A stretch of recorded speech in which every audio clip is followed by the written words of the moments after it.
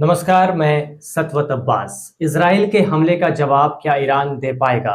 Israel के Iran पर हमले के बाद अब यही सवाल उठने लगा है। लेकिन अब सवाल ये भी है कि क्या ईरान इजराइल से मुकाबला करने की स्थिति में है या नहीं। 26 अक्टूबर को इजराइल ने ईरान पर हमला किया। इससे पहले 1 अक्टूबर 2024 की रात ईरान ने इजराइल पर मिसाइली हमला किया था। इन हमलों के बाद एक बार फिर दोनों देशों की सैन्य ताकत पर चर्चा होने लगी है। दरअसल इजराइल पर 13 अप्रैल की रात को ईरान के मिसाइल हमले के बाद मध्य पूर्व में तनाव का खतरा और बढ़ गया है। ईरान के हमलों से इजराइल में कोई बड़ा नुकसान तो नहीं हुआ, लेकिन ईरान की ओर से दागी गई 300 से अधिक मिसाइलों ने सुदूर ठिकानों से हमला करने की उसकी क्षमता को सामने ला दिया है। इजराइल गाजा में पहले से ही युद्ध लड़ रहा है। वो सीमा पार लेबनान से हिजबुल्लाह के हमले का भी सामना कर रहा है। इसलिए इस हमले से हालात और गंभीर हो गए हैं। इजरायली सेना के प्रमुख लेफ्टिनेंट कर्नल हर्जई ने कहा है कि उनका देश शनिवार के हमले का जवाब देगा, लेकिन उन्होंने इसका ब्यौरा नहीं दिया है। इस बीच ईरान के उप विदेश मंत्री अली बगेरी कानी ने कहा है कि हमलों का जवाब घंटों में नहीं, सेकंड में दिया जाएगा। अब सवाल यह है कि ईरान और इजराइल में से किसकी सैन्य क्षमता ज्यादा मजबूत है। हालांकि इन देशों ने अपनी कुछ सैन्य क्षमताओं को गुप्त भी रखा होगा, लेकिन जो जानकारियां सामने निकल कर आई है वो इस वीडियो के माध्यम से आज हम आप तक पहुंचाएंगे।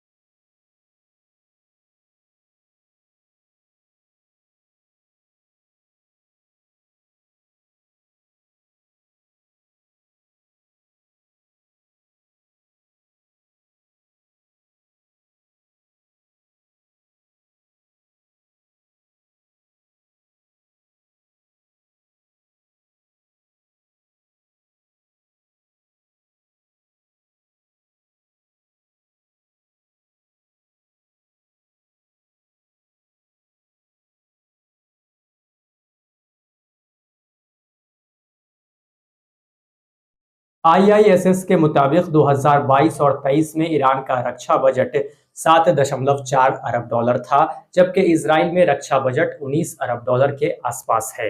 वहीं जीडीपी की तुलना में इजराइल का रक्षा बजट ईरान से दोगुना है।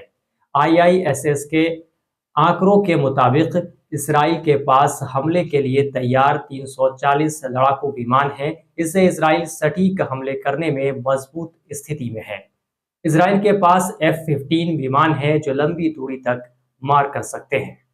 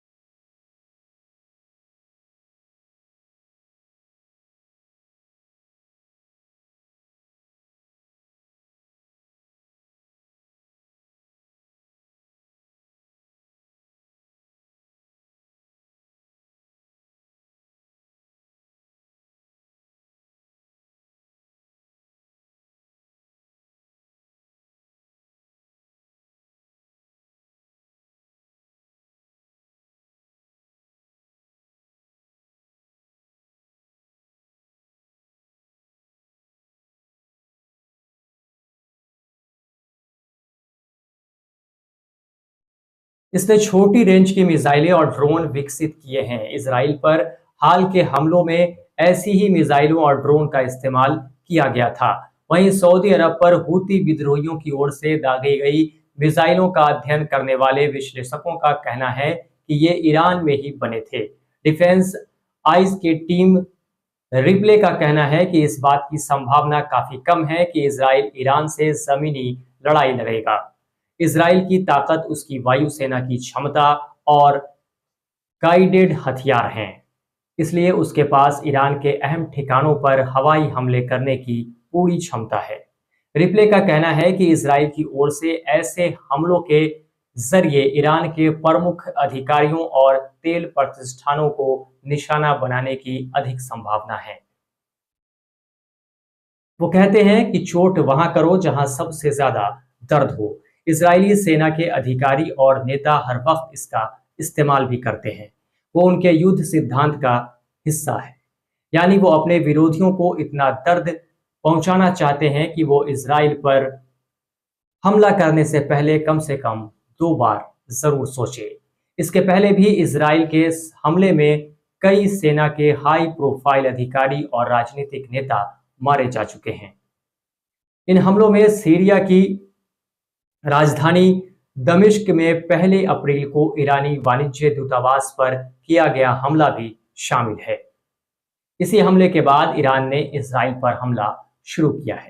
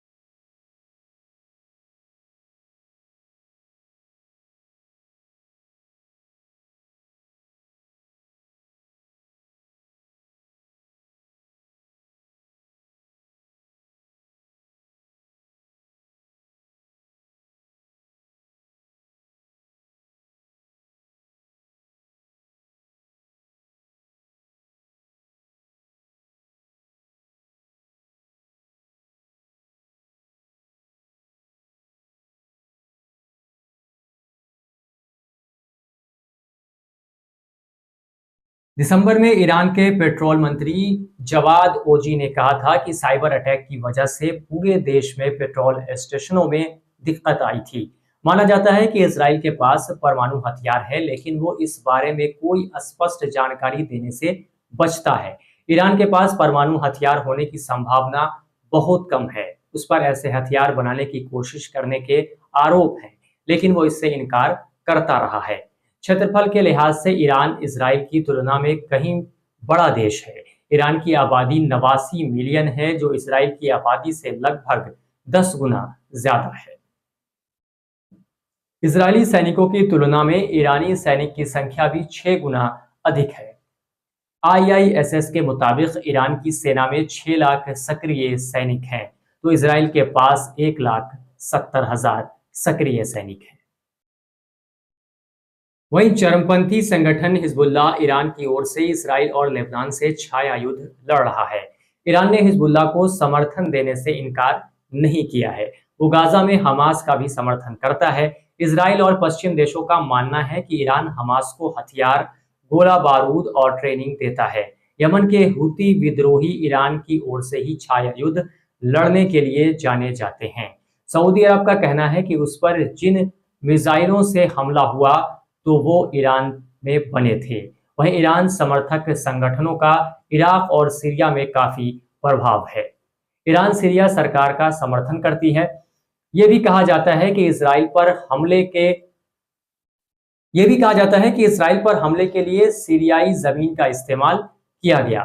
बहरहाल इन दोनों देशों में अगर मुकाबले की बात कही जाए तो कई मामलों में ईरान इसराइल से आगे है। वहीं कुछ मामलों में इसराइल ईरान से ज्यादा शक्तिशाली है। लेकिन लड़ाई सिर्फ इन दोनों देशों के बीच नहीं है। एक और जहां अमेरिका समेत कई और देश इजराइल के समर्थन में है, वहीं ईरान का समर्थन भी रूस और चाइना समेत कई और देश कर रहे हैं। ऐसे में अगर ईरान इजराइल पर जवाबी कार्रवाई करता है तो इस लड़ाई में अमेरिका की एंट्री तय मानी जा रही है।